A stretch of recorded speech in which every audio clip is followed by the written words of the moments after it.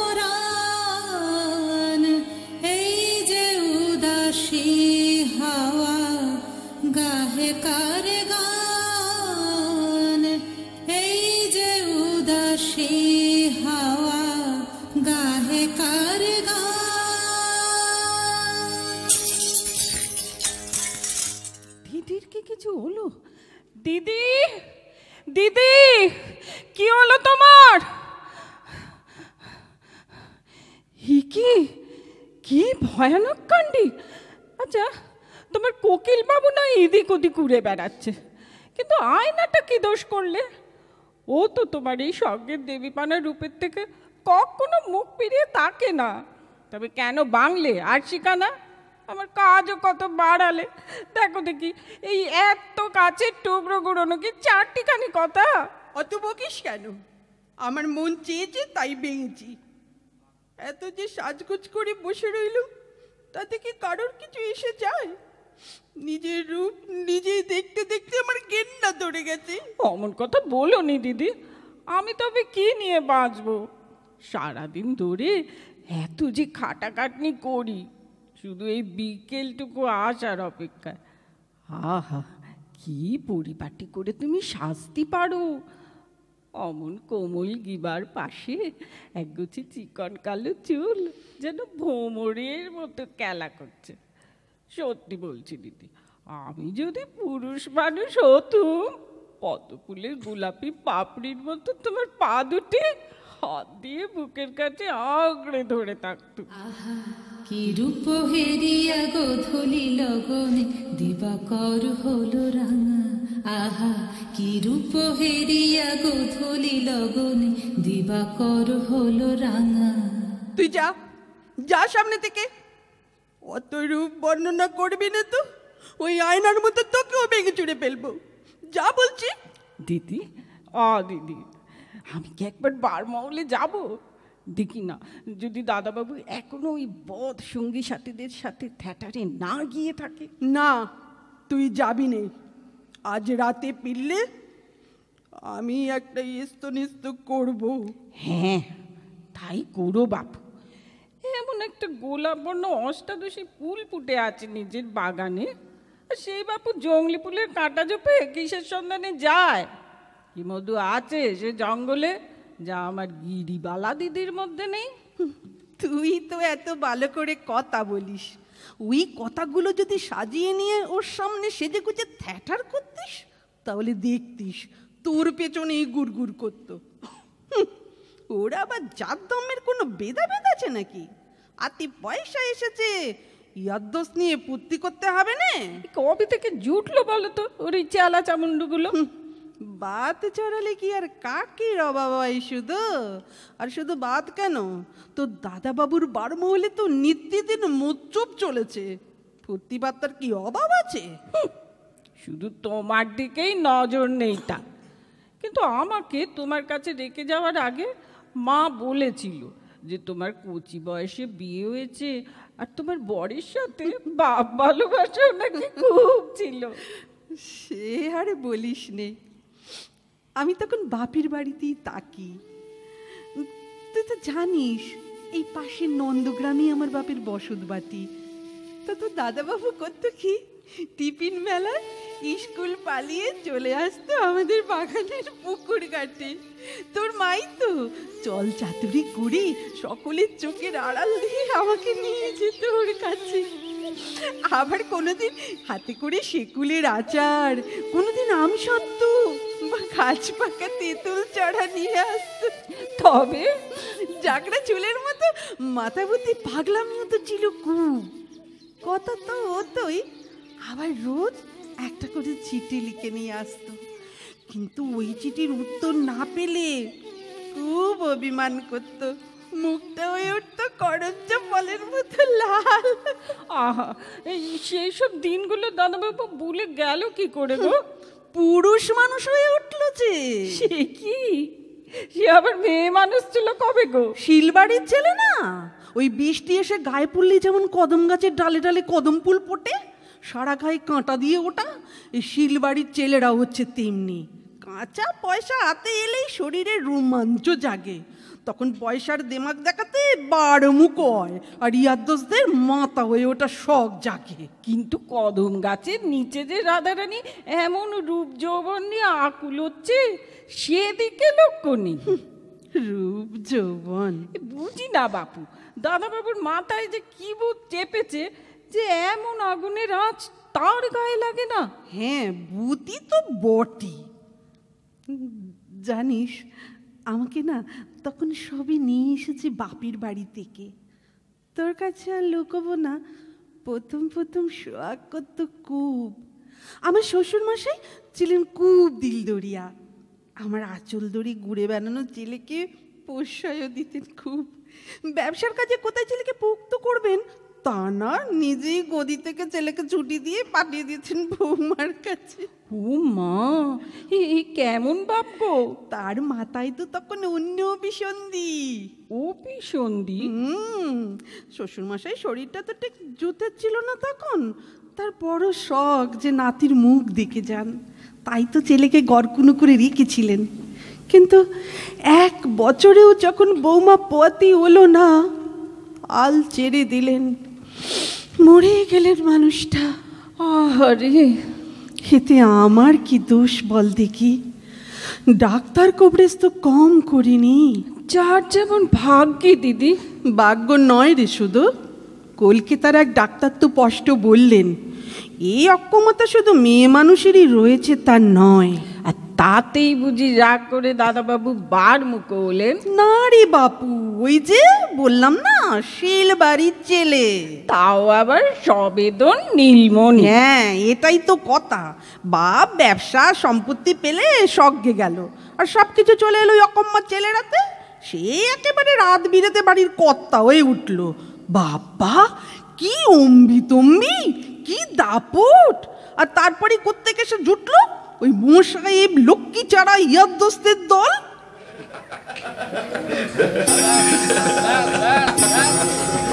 এখন সবাই ঘুরি ফেললে পরে খাবে কি? আচ্ছা, পেট পুজো কি কোনো খামতি রেখেছি? কি যে বলো গোপীনাথ, আর বামুন ঠাকুরের হাত তো একেবারে বাঁধিয়ে রাখার মতো। আজ বিকেলে চপ সিঙ্গারা সোয়াদ এখনো জিভে লেগে আছে। কি বলো সকলে? অবশ্যই অবশ্যই। আচ্ছা, ওই চপে একটু নুন কম ছিল না? তা বটে, তা বটে। আচ্ছা, সকলের বিদ্যের বহর দেখি। ওই চপে বিট নুন ছড়িয়ে দিলে নিশ্চয়ই খেতে ভালো লাগতো। কোনো সন্দেহ নেই। এই ব্যাপারটা ইংরেজিতে ট্রান্সলেট করো দেখি। কি হলো, মুখগুলো সব বাংলার পাঁচের মতন হয়ে গেল কেন? পারলে না তো? তুমিই বলে দাও। Good afternoon. Good afternoon. Batuk. হ্যাঁ বলো দাদা। কয়েকটা ছোলা দানা দিলে টিয়েটা পর্যন্ত হরে কৃষ্ণ বলে, আর তোমাদের এত করে খাওয়াচ্ছি পড়াচ্ছি, একটা খবর পর্যন্ত এনে দিতে পারলে না? থিয়েটার হলে কারোকে পেলেন না যে। তুমি ওই হলের দারোয়ানি খোঁজ করেছিলে? না। ক্যালাস ওটিকে পাকড়াও করতে পারলে তো জানতে পারতে। আজ রবিবারের মতো দিনে হঠাৎ করে বিনা নোটিশে থিয়েটার বন্ধ হলো কেন? এখন আমার কোথাও যাওয়াটি নেই। শ্যামবাজারের তার একটা হল খোলা আছে। কি এক মানদা সুন্দরী নাকি মন্দ অভিনয় করছে না? মহিম বলেছি না আমার সামনে লবঙ্গ ছাড়া অন্য কোনো মেয়ের নাম করবি না? ঠিকই তো, ঠিকই তো। আচ্ছা দাদা, এমন তো নয় লবঙ্গর কিছু হয়েছে বলেই আজ থিয়েটার বন্ধ? কি জানি, আবার রাধা কেষ্টপালার কি স্টোর সাথে লবঙ্গ সুন্দরী পালিয়েছে কি? শিরেশ, তোর সাহস তো কম নয়। আমার সামনে লবঙ্গকে নিয়ে অমন কথা বলতে পারলি? ছাড়ো দাদা। বল বল বল। শিরেশ অমন কথা বললো কেন? বল। করার সময় লবঙ্গ এমন করুণ চোখে কৃষ্ণের দিকে তাকায়। না দাদা ছাড়ো। ওই যে বৃন্দাবন ছেড়ে ব্রজকিশোর যখন মথুরায় যাচ্ছে সেই দৃশ্যে তুমিই তো গলার মালা ছড়ে দিতে স্টেজে। হ্যাঁ দিতাম দিতাম। ওরকম আকুল করা একটু পারবে কলকাতা কোনো মেয়ে? কিন্তু তার মানে এই তো নয় যে ওই লবঙ্গ ওই কানাই হারামজাদার সাথে ভেগেছে। বরুক। হ্যাঁ দাদা বলো। কালই যেখান থেকে পারিস লবঙ্গর খবর এনে দিবি। আজ থিয়েটার বন্ধ রইল কেন, এ খবরটা আমার চাই। তুমি একদম ভেবো না দাদা, একেবারে পাক্কা খবর পাবে। তোরা আমার মেজাজে খারাপ করে দিলি। সীতেশ দাদা। যা সাজি গুছি নিয়ে আয়। হ্যাঁ দাদা। কোথায় কি থাকে জানিস তো? হ্যাঁ সব রেডি আছে। আজ আমরা লবঙ্গ সুন্দরীর স্বাস্থ্য পান করব। দাদা সঙ্গে ভাজাভুজি ফলমূলের ভর্তি রেকাবিটাও, আর সঙ্গে বড় বোতলটা। হ্যাঁ, একটু তরল না হলে চলছে না। লবঙ্গ লবঙ্গ, এই লবঙ্গ কি আমার চাই, আমার সবটুকু দিয়েই চাই। এই যে এসে গেছি, সব তৈরি। ঠিক আছে বটুক, একটু সোডা জল আর বরফ কুচি দিয়ে দিস। দিয়েছি দাদা।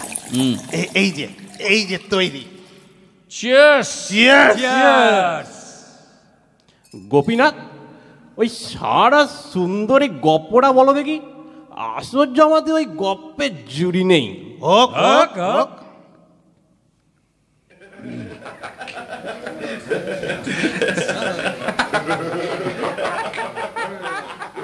তুমি যদি বলো দিদি, ওই নবঙ্গ সতীন কাঁটা উপড়ে আনতে পারি। তা যদি পারিস বোন, তোকে আমার এই বিচে আটটা দেব। কিন্তু সে কাজ কি অতটা সহজ? জানি সহজ না, কিন্তু আগে আমাকে চুপি চুপি ওই থিয়েটার দেখতে যেতে হবে। তুমি কি অনন্ত জ্যাঠাকে দিয়ে টিকিট এনে দিতে পারবে?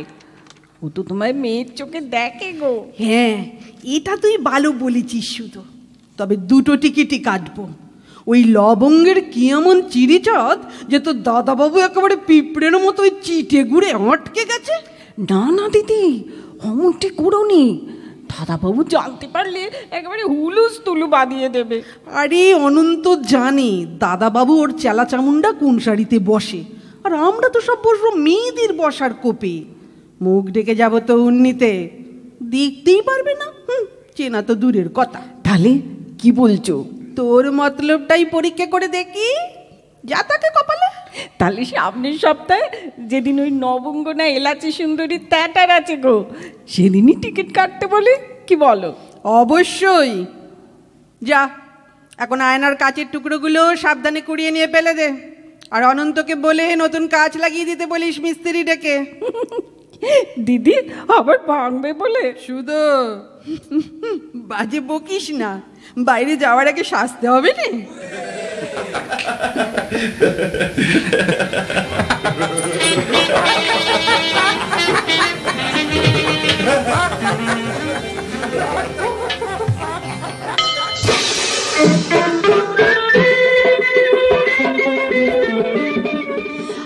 আর কত দুরন্তপনা সহ্য করতে হবে বলতো ললিতা সখী?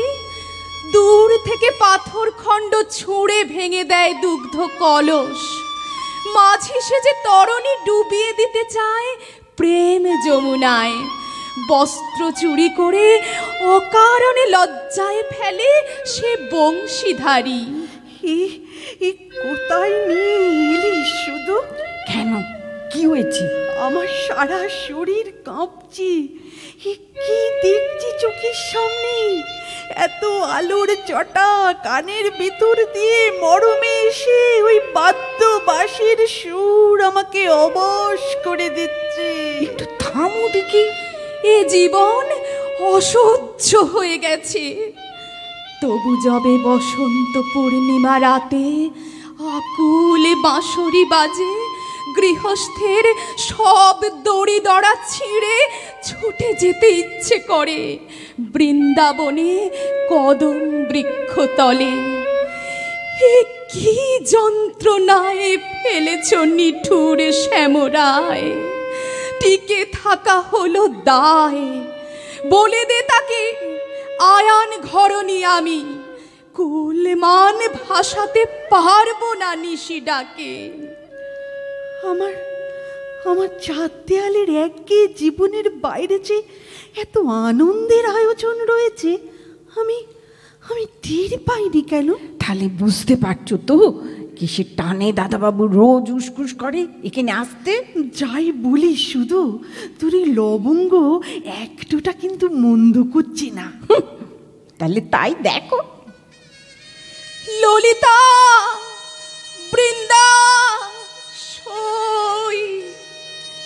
সে কি চলে গেল? সে কি ভুলে গেল সব?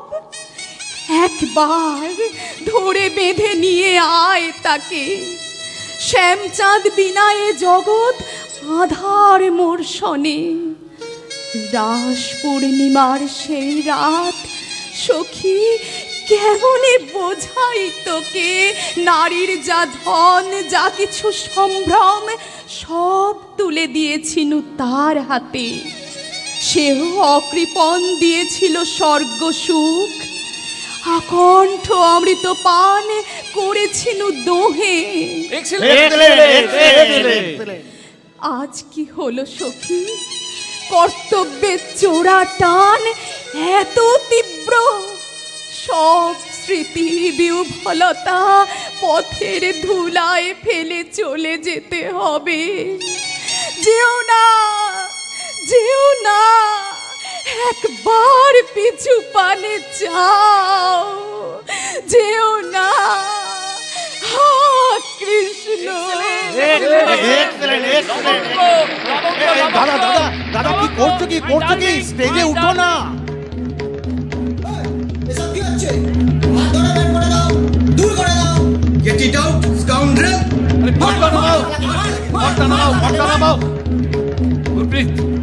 এই পাগলটাকে এক্ষুনি ধরে গেটের বাইরে ফেলে এসো। Don't touch me. লবঙ্গর সাথে কথা না বলে আমি যাবো না। চলো চলো চলো, আমাকে চলো। এই অধিকারী, ওর সাথে কথা বলতে দাও। যত টাকা চাও পাবে। রামপিয়ারে, তোমরা দুজনে চ্যাংদোলা করে ওকে সোজা বাইরের ফুটপাতে ফেলে দিয়ে আসবে। আর আমি চেলা চামুন্ডাগুলোকে শায়েস্তা করতে পুলিশ ডাকবো। কি ভেবেছে কি বেশি পয়সার টিকিট কেটেছে বলে কি রোজ রোজ যাচ্ছে তাই করার অধিকার পেয়ে গেছে? মাননীয় দর্শকবৃন্দ, আমি এই থিয়েটার দলের অধিকারী।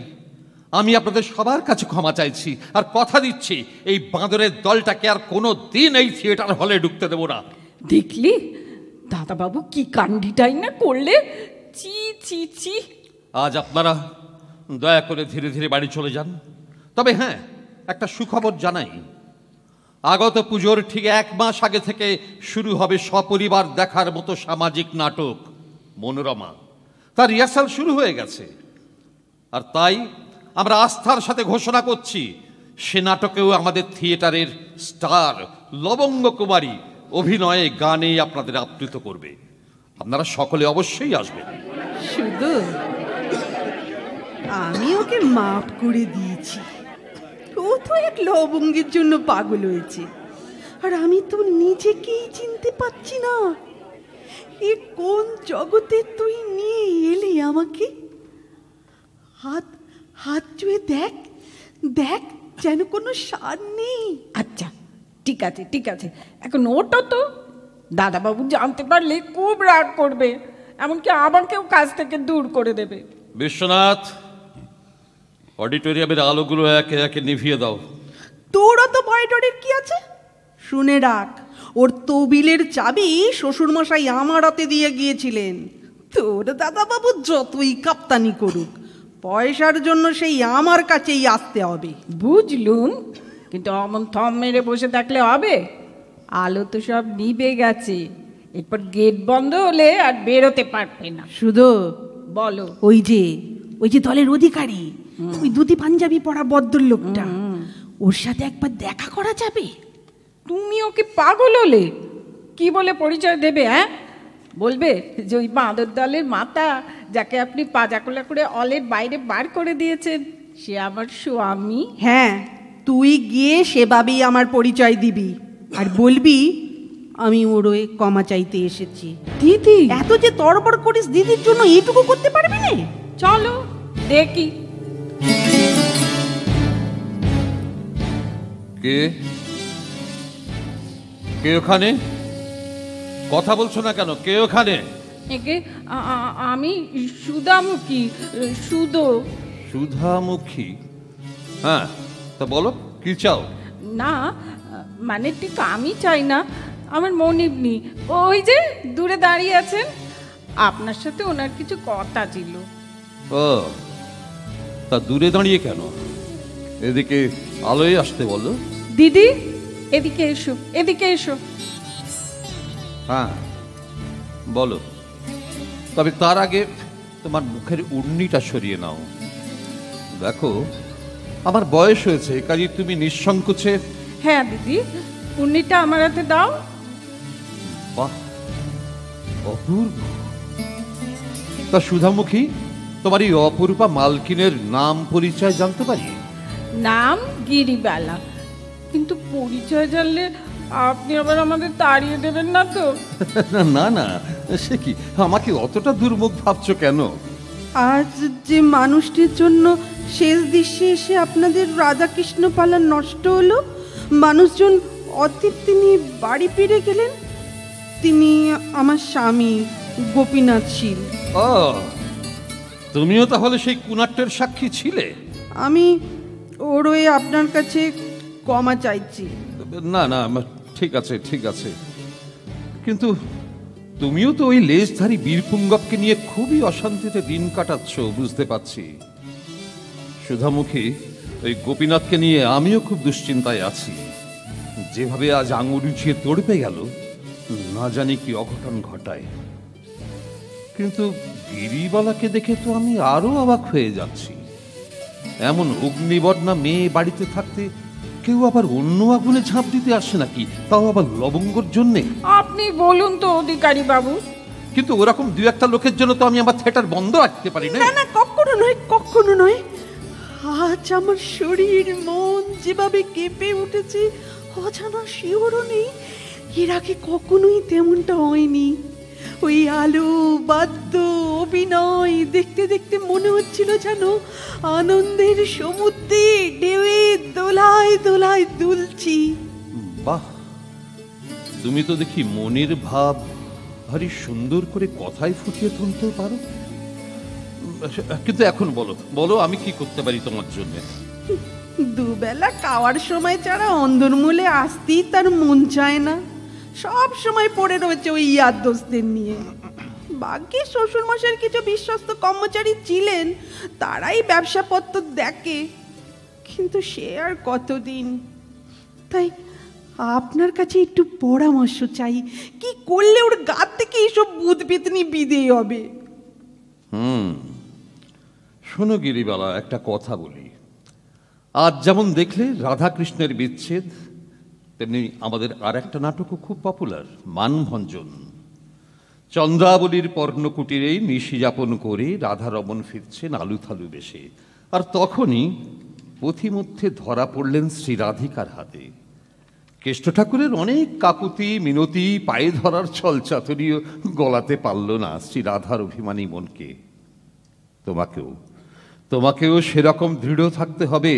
একটা সময় আসবে যখন সে নিজেই তোমার পায়ে এসে পড়বে। সে সময় ক্ষমা করে দিও তাকে, তবেই চিরদিনের জন্য তাকে ফিরে পাবে। আর হ্যাঁ শোনো, এই মানভঞ্জন নাটকের টিকিট আমি নিজেই পৌঁছে দেওয়ার ব্যবস্থা করব তোমাদের হাতে। যাও, এবার তোমরা বাড়ি যাও, রাত হয়েছে অনেক। কিন্তু আমার বসত বাটির ঠিকানা কোথায় পাবে? জানো তো, বিশাল সমুদ্রে ডুবুরিরা জল সেঁচে মুক্ত খুঁজে আনে, আর আমি এইটুকু পারবো না? আপনাকে একটা প্রণাম করতে মন চাইছে। বেশ, মন চাইছে যখন প্রণাম করো, কল্যাণ হোক। আমার পেন নাম নিন বাবু, আর বলে দিন দিদির জন্য আমি কি করতে পারি। তোমার দিদি নিজের কাজ নিজেই করে নিতে পারবে। কিন্তু যাও, রাত হয়েছে, তোমরা এবার এসো।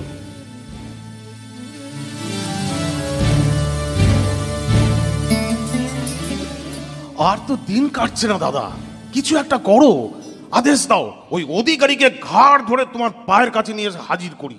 বরুক, আমি কি চুপ করে বসে আছি? হ্যাঁ, ইচ্ছে করলে না ওই অধিকারীকে ও থিয়েটার শুদ্ধ আমি কিনে নিতে পারি, কিন্তু না, গোপীনাথ ঝিল তা করবে না। গোপীনাথ শুধু দেখতে চায় ওই অধিকারী মঞ্চের খেলাঘর থেকে লবঙ্গ নামের পুতুলটিকে তুলে নিলে ওর আবার দবদবা কোথায় থাকে। গোপী, তুমি কি তেমন কিছু ভাবছো নাকি? সবাই শোনো, একটা বজা নৌকো চাই, লবঙ্গকে ভাসিয়ে নিয়ে যাব প্রেম দরিয়ায়।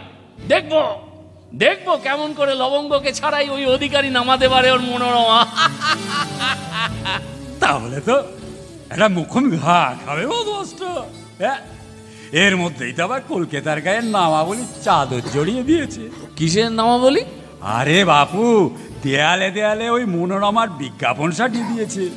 পরশুই নাকি উদ্বোধন, সব টিকিট সেল, হাউসফুল। তাহলে তো দেরি করার দরকার নেই রে সীতেশ, কালকেই তো লবঙ্গকে তুলতে হবে। চ বটক, মহিম, যে করি হোক একটা বজা নৌকোর ব্যবস্থা কর, আর দিন 15 খাবার দাবার।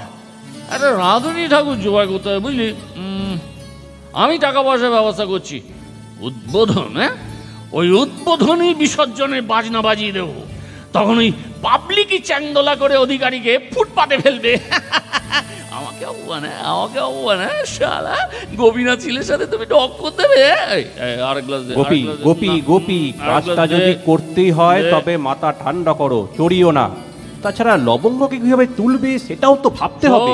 সেসব ভাবনা আমার, আর তোরা কে কোথায় সঙ্গে বেরোবি আমার সঙ্গে পারিস তো ভেবে নিস। আর শোন, বাড়িতে বলে আসিস পুলিশের নজর এড়িয়ে অনেকটা উজান পাড়ি দিতে হবে। যা, তোরা সব বেরিয়ে পড়, কাল সকাল থেকে কাজ শুরু, বেরিয়ে যা। গোপী, তুমি কি আজ অন্দর মহলে? ওটাই তো মুশকিল করে গেছে বাপটা, শালা তবিলের চাবির গোছা দিয়ে গেছে বৌমার হাতে। মা গো মা, প্রতি অমাবস্যায় কালীঘাটে গিয়ে তোমার পুজো দিই মা। তোমার নামে কারণ বাড়ি পান করি মা। ছিটে ফোটাও দয়া করলে না এই অদমকে মা। দে মা আমায় তবিলদারি, দে মা আমায় তবিলদারি, আমি নেমো খারাম নই শঙ্করী, দে মা আমায় তবিলদারি।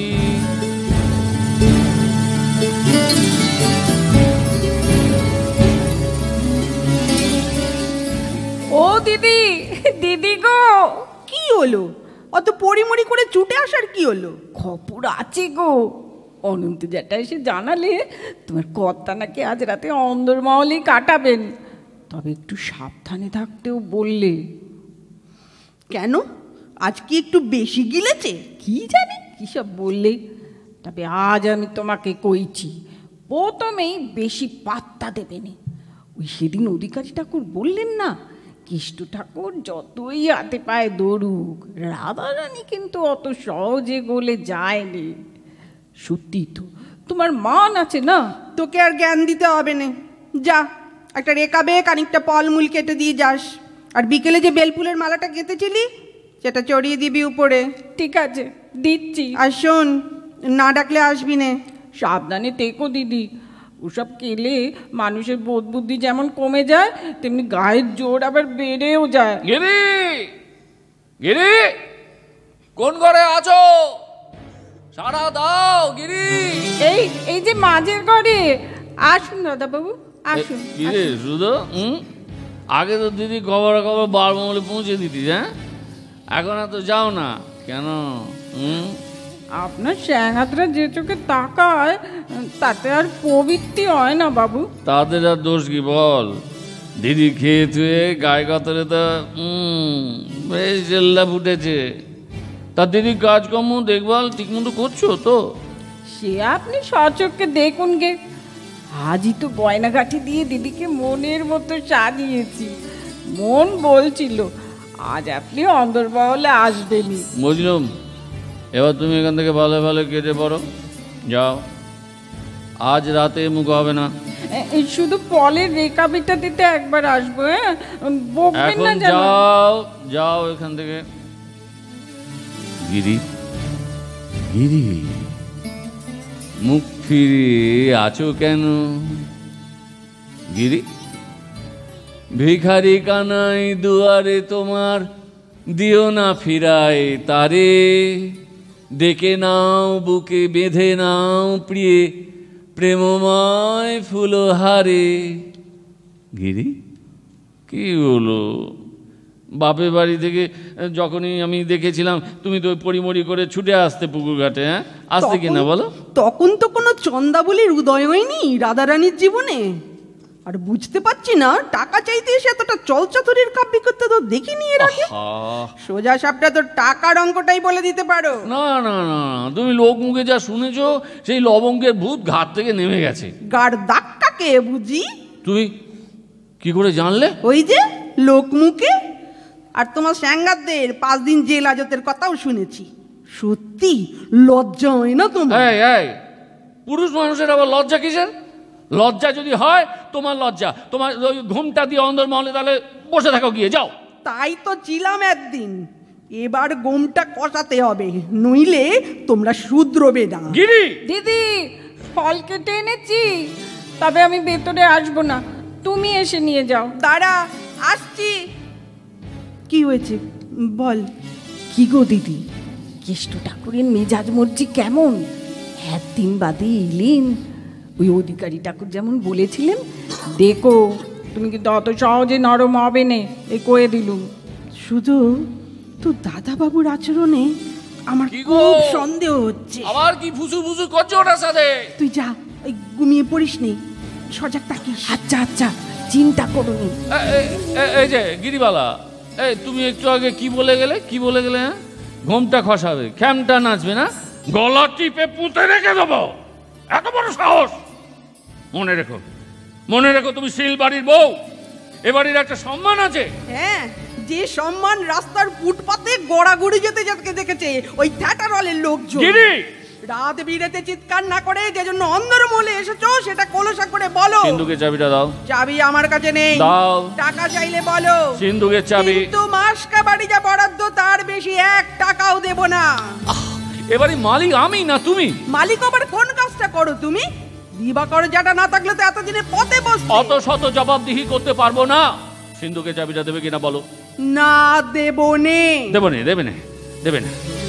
কোথায় রেখেছো? হ্যাঁ, কোথায় রেখেছো? কি করছো? কি করছো? আমার বাগ তোমাকে আবার বলছি, চাবি দেবে কিনা বলো। কোথায় রেখেছো বলো। একটু ভালোবাসা পেলে তো আমার সবকিছু তোমার হাতে তুলে দেওয়ার জন্য প্রতিটা মুহূর্ত আমি অপেক্ষা করে থাকি, কিন্তু তোমার এই উন্মাদনা তো অন্য কোনো ভালোবাসার জন্য। বেশ তো শিলবাড়ির সোনার গয়না পরে পটে বিবির মতো সাজিয়ে তুলেছে নিজেকে। হ্যাঁ, এখন সেগুলি আমার কাছে লাগবে। দাও দাও, ঠিক আছে আমি নিজে খুলে দিচ্ছি। দাও, চিনিয়ে নিলে রক্ত রক্ত হবে। দাও, সেটা আমি চাই না, কিন্তু দাও। আমার সময় নেই, দাও বলছি, দাও।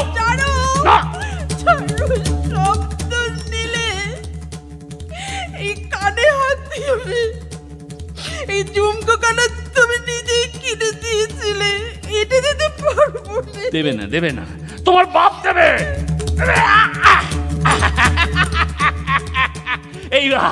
এইবার দেখবো অধিকারী কি করে নতুন নাটক নামায়, কি করে নতুন নাটক নামায়। কি করতে চলেছো? এখনো সময় আছে, নিজেকে সামলাও। সময় নেই, সময় নেই।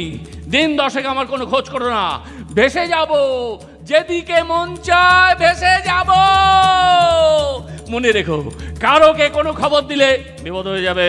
তুমি ফিরে এসে আমারও খবর পাবে না।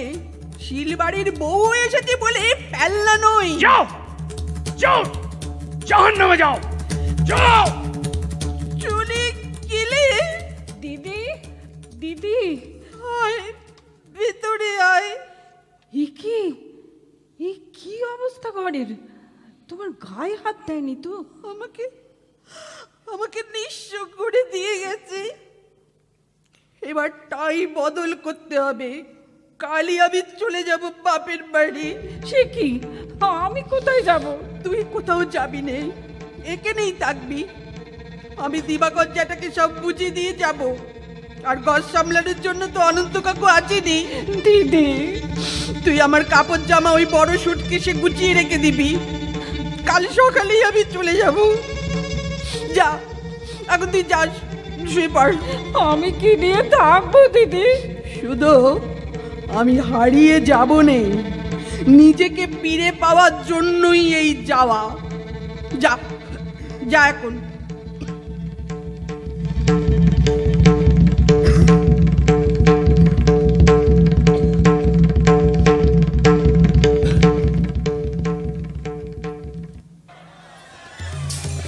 বেরিয়ে আসুন। গেট খুলছেন না কেন? টিকিট বিক্রি করে শো বন্ধ করা চলবে না। ও অধিকারী মশাই, ইউ ফাট স্কাউন্ডেল! আরে হ্যাঁ হ্যাঁ, এই তো আমি অধিকারী আপনাদের সামনে এসে দাঁড়িয়েছি। একটু ধৈর্য ধরুন, আমাদের কয়েকটা কথা বলার আছে। আপনার কথা শুনতে আসিনি। আমরা যে ঘটনার জন্য একেবারেই প্রস্তুত ছিলাম না তা হচ্ছে এই যে একদল অসভ্য ছেলে ছোকরা, যাদের মধ্যমণি ওই আহিটোলা শিলবাড়ির গোপীনাথ, তারা আপনাদের প্রিয় অভিনেত্রী লবঙ্গকে গতকাল সকালে তার বাড়ি থেকে তুলে নিয়ে গেছে এবং তারা নিরুদ্দেশ। দরজা খুলে দিন, টিকিট কিনেছি, থিয়েটার না দেখে যাচ্ছি না। দয়া করে শুনুন, এমন অবস্থায় নতুন কোনো অভিনেত্রীকে তৈরি করে একদিনের মধ্যেই প্রযোজনা আপনাদের সামনে উপস্থিত করা কি সত্যি সম্ভব? আপনারাই বিবেচনা করে দেখুন। তবে আমরা আপনাদের নিরাশ করব না। যত শীঘ্র সম্ভব আমাদের গান্ধর্ব থিয়েটারের এই মনোরমা নাটকটি আপনাদের সামনে হাজির করব। আপনাদের আজকের টিকিট সযত্নে রাখবেন। খবরের কাগজে আমরা প্রথম শোয়ের তারিখ জানিয়ে বিজ্ঞাপন দেব এবং পোস্টারিংও করব। আপনারা সবাই সেদিন আসবেন কিন্তু।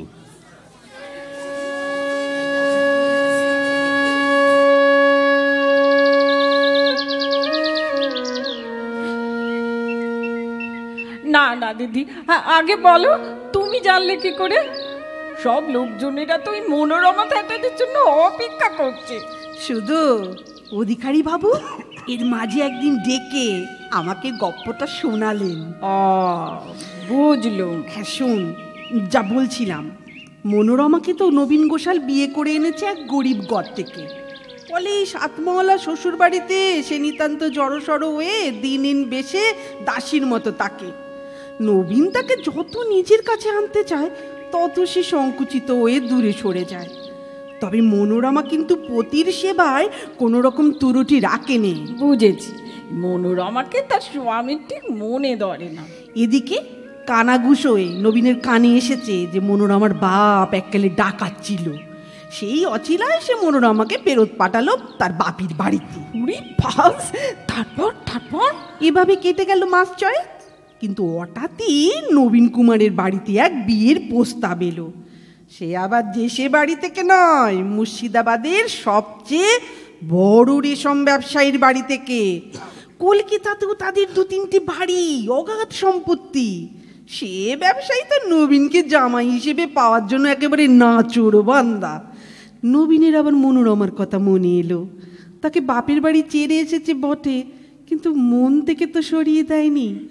বড় আথান্তরে পড়ল সে। কি করলো সে? সেটা এখন বলবো কেন? তাহলে তাটার হলে বসে কি দেখবি? হ্যাঁ, আর শোন, অধিকারী বাবুকে বলে দেবো তোর জন্য টিকিট পাঠিয়ে দিতে। আর তুমি? আমি না এখান থেকেই যাবো, হলে গিয়ে একসাথে বসে থিয়েটার দেখবো, কেমন? ও দিদি, তুমি কি ভালো গো।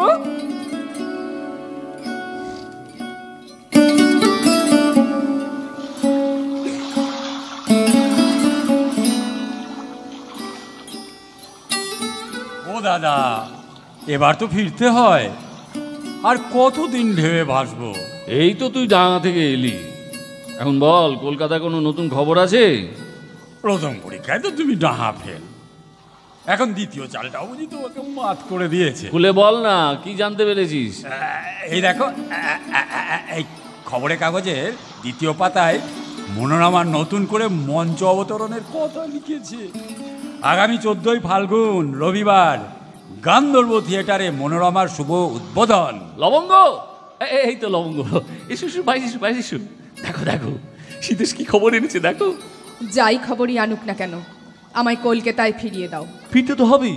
আরো কি চমক এনেছে দেখো, কোনো এক স্বর্গের অপ্সরা নাকি রাজি হয়েছেন ওই মনোরমার চরিত্রে অভিনয় করতে। আর তাকে দেখার জন্যই নাকি কলকাতার লোকজন একেবারে হামলে পড়বে হলে। সবই তোমার জন্য। আমার বাড়া ভাতে ছাই দিয়েছ গোপীনাথ। আর আমারও মতিভ্রম হয়েছিল, নইলে তোমার ওই কটা চাঁদির লোভে কি এমন জীবন কাটায় কেউ? একদিনে তো সংসারও পাতলে না, শুধু ভেসে বেড়াচ্ছ। আর ওদিকে আমার সাজানো বাগান শুকিয়ে গেল। আজই ফিরে চলো বলছি, নইলে আমি গঙ্গায় ঝাঁপ দেব। কি করছো? ফিরতেই যখন হবে তখন অত সহজে অধিকারীকে আমি সফল হতে দেব না। এ বালাও ভণ্ডুল করতে হবে। তাহলে বজরার মুখ ঘোরাতে বলি। ঘোরাও। লবঙ্গ, তোমার মনটা খুব খারাপ হয়ে গেল তাই না? এই দেখো ওই দেখো সূর্যিটা কেমন মন মরা হয়ে ডুবে যাচ্ছে রাতের অন্ধকারে। লবঙ্গ, ও লবঙ্গ, বলো। এই পাশটিতে বসে একটা গান শোনাবে, মন ভালো করা গান। ফিরে গিয়ে আমার ঠাঁই কোথায় হবে ভেবেছেন একবারও? এখন আনন্দের গান। লবঙ্গ, একটিবার আমার মন ভালো করে গান শুনিয়ে দাও। ও পাখি বাঁধলি কোথায় বাসা, ও পাখি বাঁধলি কোথায় বাসা, এ তো নয় গাছের কোটর, এখানে কি আছে তো? এ তো নয় গাছের কোটর, এখানে কি আছে তো? এ যে হায় নিঠুর লোহার খাঁচা, এ যে হায় নিঠুর লোহার খাঁচা, ও পাখি বাঁধলি কোথায় বাসা, ও পাখি বাঁধলি কোথায় বাসা, বাঁশি কি বাজছে দূরে, ও পাখি যে তুই উড়ে বাঁশি কি বাজছে দোলে, ও পাখি যতই উড়ে, সে বাঁশের গানের সুরে পেরান্ডা তোর বাঁচা, সে বাঁশের গানের সুরে পেরান্ডা তোর বাঁচা। ও পাখি বাঁধলি কোথায় বাসা, ও পাখি বাঁধলি কোথায় বাসা, ও পাখি বাঁধলি কোথায় বাসা।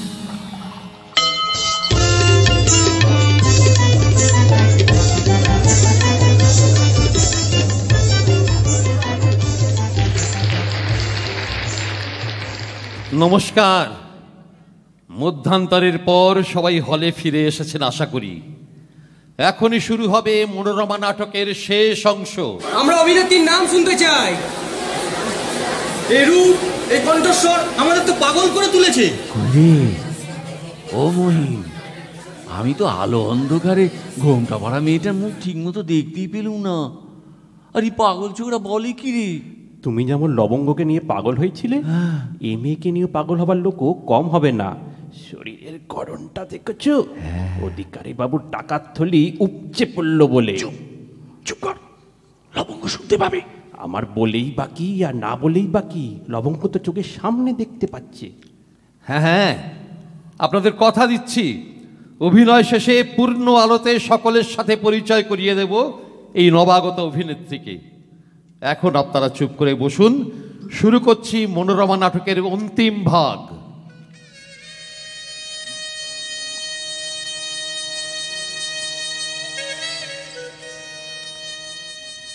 মনোরমা, মনোরমা, তুমি অমন করে দূরে দাঁড়িয়ে থেকো না। আজকের দিনটা শুধু ফুলশয্যা বলে না ভেবে আমাদের পূর্ণ মিলনের মধুর ক্ষণ বলেই ভাববো। আমার পিতার অতুল সম্পত্তির মধুর আস্বাদন পেয়েছো, তাই এমন সুমধুর কথার ছলে আমাকে ভোলাতে চাইছো। বিশ্বাস করো, এখনো আমি বিস্ময়ের ঘোর কাটিয়ে উঠতে পারিনি। ছাতনাতলায় শুভ দৃষ্টির মুহূর্তে যখন পান পাতার আড়াল থেকে তোমার মুখ ফুটে উঠল, আমি হতবাক হয়ে প্রায় জ্ঞান হারিয়ে ফেলেছিলাম। মনোরমা, তোমার অন্তরাত্মায় কোনো অপরাধ বোধ বুঝি ছায়া ফেলেনি? হা, পুরুষ, আমার ডাকাত বাবার থেকে কোনো অংশে কম অপরাধী নও তুমি। মনোরমা, তোমার শত সহস্র ভর্ৎসনা মাথা পেতে নেব, শুধু তুমি ঘোমটার আড়াল থেকে তোমার মুখচন্দ্রিমা আমাকে দেখতে দাও। কাছে এসো। অবজ্ঞায় দূরে সরিয়ে দিয়ে এখন তোমার এত আকুলতা শোভা পায় না নবীন। সত্যি সত্যি আমি আকুল হয়ে জানতে চাইছি, ধনী পিত্রালয়ে কি কেটেছে তোমার শিশুকাল? হ্যাঁ, ধনী পিতার ঘরে আদরে যত্নে বিলাসিতায় বড় হয়েছি। কতটুকু বয়স ছিল আমার? বড় জোর 4-5 বছর। এক রাতে ভয়ঙ্কর ডাকাতের দল বাবার ধন সম্পদের সাথে আমাকেও তুলে নিয়ে গেল। তারপর একদিন যৌবনের ইশারায় তুমি এলে দুঃসন্তের মতো, ডাকাত বাবার ঘর থেকে আমার রূপ দেখে বিয়ে করে নিয়ে গেলে তোমার 7 মহলা বাড়িতে। কিন্তু গুণের কদর করলে না, রাজরানী সীতার মতো নির্বাসনে দিয়ে এলে আমার ডাকাত বাবার গ্রামের বাড়িতে। আমার অপরাধ ছিল ঘরের সম্ভ্রম ভেঙে তোমার ইয়ার দোস্তের সাথে আমি সহজভাবে মিশতে পারতাম না। কিন্তু ভাগ্যের ছাকাছে এভাবে ঘুরে যাবে তুমি তা ভাবতেও পারোনি, তাই না? আমি তো সেটাই জানতে চাই, কি করে এখানে এলে তুমি? আমার ছোটবেলার সেই ডাকাতির পিছনে যার হাত ছিল সে বাবার এক কর্মচারী। হঠাৎ পাওয়া পয়সার লোভে ডাকাত দলকে সে পথ দেখিয়ে এনেছিল, আর সেই মানুষটাই মৃত্যুর আগে অনুশোচনায় আমার ধনী বাবার কাছে সব অপরাধ স্বীকার করে। বিধাতার কি অপূর্ব খেলা দেখেছো মনোরমা। মনোরমা, আমি তোমার ভালোবাসার কাঙাল। নবীন, আমি এখনো তোমাকে স্বামী বলে মানি, আর তাই আমার মানুষকে আমার জীবনে ফিরিয়ে দেওয়ার আবদার আমার ধনী পিতা ফেলে দিতে পারেননি। হে পুরুষ, আর কত কাল বিধাতার কল্পমূর্তি সামনে রেখে অনাচার করে যাবে? আর কত কাল? যে রূপ দেখার জন্য চাতকের মতো তৃষ্ণার্ত হয়ে বসে আছো, এই নাও সরিয়ে নিলাম অবগুণ্ঠন। গিরিবালা, যে দেখো শালঙ্কারা মনোরমার অপমানিত মুখ। মনোরমা! গিরিবালা, গিরিবালা, অধিকারী বরাহ নন্দন, তুই এটা কি করেছিস? কি করেছিস অধিকারী? ঘরের বউকে ফুসলে মঞ্চে নামিয়েছিস। তোকে আমি দেখে নেব। গিরিবালা, নেমে এসো, নেমে এসো বলছি। গিরিবালা, নেমে এসো, নেমে এসো। নামিয়ে দাও ওটাকে, স্কাউন্ডেল। কেটে দাও, পুলিশ যাবো, কান ধরে নামিয়ে আনো। রাম ধরে দাও বেটাকে, শালা মিরাশাই নষ্ট করে দিল। আপনাদের কাছে করজোড়ে নিবেদন করছি, মারবেন না ওকে। আমি জানি ওর অপরাধের সীমা পরিসীমা নেই, এমনকি সহধর্মিণী হয়ে আমি ওর কাছে কম অপমান আর অবজ্ঞা পাইনি। তবু অনুরোধ করছি, আঘাত করবেন না। এই মঞ্চে মহড়ার সময় আমার নাট্যগুরু অধিকারী ঠাকুর একটা শিক্ষা দিয়েছিলেন যে মঞ্চের নাটকের চেয়েও জীবন অনেক বড়।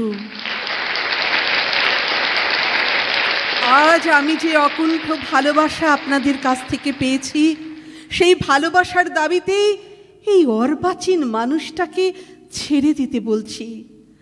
রামকৃষ্ণদেব বলে গেছেন, নাটকে লোকশিক্ষা হয়। সেই শিক্ষার আলোকে মানুষটাকে আমি চেষ্টা করব সঠিক দিশায় ফেরাতে। আমার পরিচয় তো আপনারা সকলে জেনে গেলেন। আমি গিরিবালা। আজ আমার অসম্ভব আনন্দের দিন। জানেন, সারা জীবনে এত ভালোবাসা পাইনি, আর এই সবই অধিকারী ঠাকুরের অবদান। আপনারা আশীর্বাদ করুন যেন আমাদের মনোরমা আরও বহুদিন আপনাদের মনোরঞ্জন করতে পারে। আপনাদের জানাই আমার বিনীত প্রণাম। দিদি, দিদি, শুধু আমি এখানে গো। সাজঘরে চলে আয়, সাজঘরে চলে আয় শুধু।